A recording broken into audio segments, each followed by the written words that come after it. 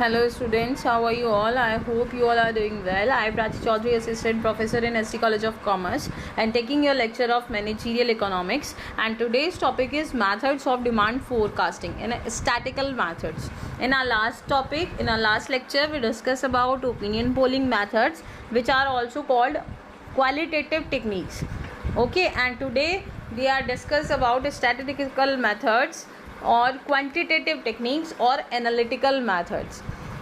Okay, so students, last lecture में हमने opinion polling method study किया था. और ओपिनियन पोलिंग मेथड में क्या है, हम ओपिनियंस लेते हैं, सर्वे करते हैं, है ना, कंज्यूमर से सर्वे करते हैं, एक्सपर्ट से सर्वे करते हैं, ओपिनियंस कलेक्ट करते हैं और उसके बेसिस पर हम डिमांड को फोरकास्ट करते हैं.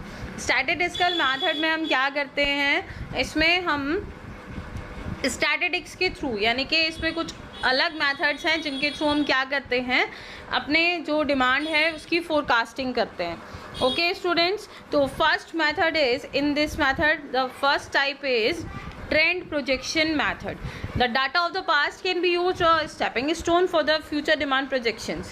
A trend can be established on the basis of the past figures. Such trend can be graphically or equationally established. The trend can be estimated by using any one of the following method, and the first method is, यहाँ पे given भी है, the first method is graphical method, fitting trend line by observation method भी कह सकते हैं आप इसको. Second one is least square method, third one is time series analysis, next is exponential smoothening and last one is exponential smoothening. Clear? तो यहाँ जो हम स्टडी करेंगे ट्रेंड प्रोजेक्शन मेथड में, फर्स्ट हम डिस्कस करेंगे अबाउट ग्राफिकल मेथड. ग्राफ आपने सुना भी होगा पहले. ग्राफिकल मेथड में क्या होता है, मोस्टली जो डाटा होता है उसको रिप्रेजेंट करते हैं हम किस पर, ग्राफ पर. यानी कि इसमें हमें क्या करना है, जो past data of sales in different regions are plotted on the graph and the sales trend line is drawn by joining all the points. जो पॉइंट्स होते हैं उन सबको हम ज्वाइन कर देते हैं, और जो the line shows the most likely trend which may be upward or downward, as only the direction of the trend is reflected but the actual figures can be predicted precisely. Clear? Next one is least square method. In this method this method assumes consumption that the previous rate of change continues to prevail in future. A trend line is drawn mathematically considering the past data in a manner that the difference between calculated and that of observed value is minimum. Trend line is formed which is the best fit for the data that is available.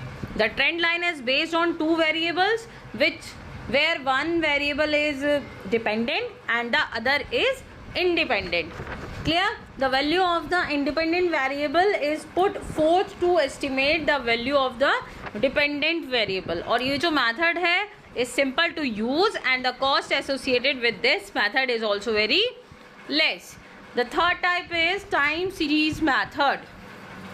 So the time series method is, these methods, graphical or least square, are dependent upon analysis of the past data, just like the other methods, है ना.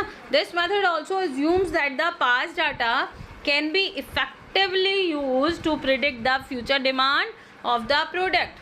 Uses of different methods like simple moving average and weighted moving average is adopted on the same assumption that the future events are based on the past figures.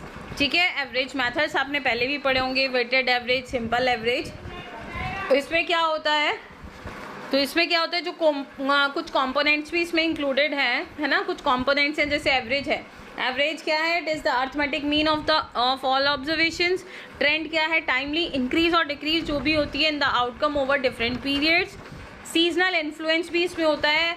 Other cyclic behaviour that also remains constant over different time periods, daily, monthly, seasonally और yearly. ठीक है. और cyclical movement क्या है, it refers to the unpredictability as a result of the long term cyclical behaviour because of life cycle of a product और a service. Random errors भी इसमें होते हैं. रैंडम एरर भी इसका एक कंपोनेंट है. Other aspects that was not covered by the above 4 components. Clear? Next जो इसका type आता है that is barometric method. What is barometric method? Barometric method is also termed as leading indicators forecasting. इसको आप और क्या कह सकते हो? लीडिंग इंडिकेटर्स फोरकास्टिंग भी कह सकते हो. National bureau of economic research of USA has spotted 3 different indicators under this method: leading indicator, incidental indicator, and lastly the lagging indicator.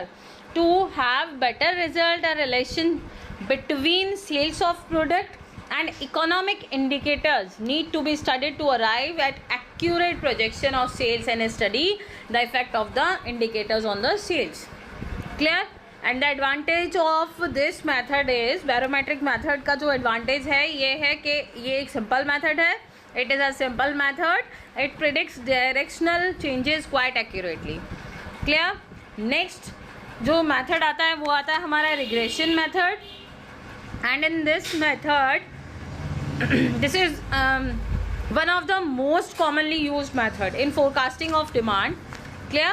है relationship between quantity demanded being dependent variable and other independent variable like price, income, price of substitutes, etc. is established, and a regression equation is formulated as y equals to a plus bx. Y equals to a plus bx. Such relationship between the dependent and the independent variable is often a linear one, but sometimes it may also be curvy linear. Clear? ये regression method है. इसका जो equation है उसको हम discuss करेंगे, है ना, next अपने lecture में next slides के साथ. फिर भी after formulating the regression equation, the value of variable y, ठीक है, y क्या है, value of variable can be calculated by using the value of dependent variable x. तो जो हमारे वेरिएबल जो हमारी वैल्यू है वो है y, ठीक है, y से डिनोट करेंगे, कर रहे हैं इक्वेशन में y equals to a plus B X, है ना, और x क्या है हमारा डिपेंडेंट वेरिएबल है.